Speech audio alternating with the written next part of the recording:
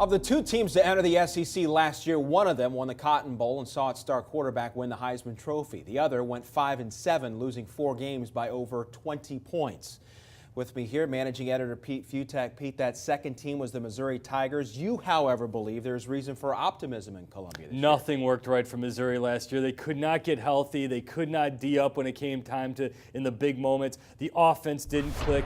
James Franklin was never quite right. They didn't find a running game. All the things that they needed to have happen didn't happen. And they were still really, really close to getting to a bowl game. They came this close to beating Florida. They almost got by Vanderbilt. They had a lot of almosts in the mix there, but still 5-7, that is not a good season in Columbia anymore. All right, so Pete, as we look back to that first year, what do you think is one thing that Gary Pinkel and his staff learned about last year in the SEC that will better prepare them this year? You've either got to be more physical or what you do has got to work. And the problem is they tried to play grown man football and they couldn't do it against Georgia. They couldn't do it against Florida. They couldn't do it against Alabama. They just struggled when they had to go against the more physical teams, but that's not really Missouri's style. They're about the dink and the dunk. They're about the efficient passing game, getting everybody moving, spreading everyone out, kind of doing what Texas A&M was able to do. Missouri, it didn't work for. Again, James Franklin was just never healthy. The receiving core didn't come through.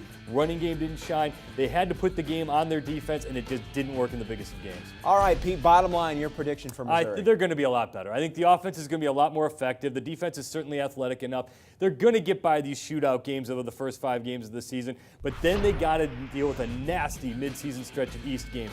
They got to go to Georgia. They got to deal with Florida. They got to deal with South Carolina. They don't have to play Alabama or LSU, but they get Texas A&M late in the season. They got to go to Ole Miss. I think those are going to be problem games. I think they go 7-5, an improvement. They're going to be a better overall team. The record 2 games better.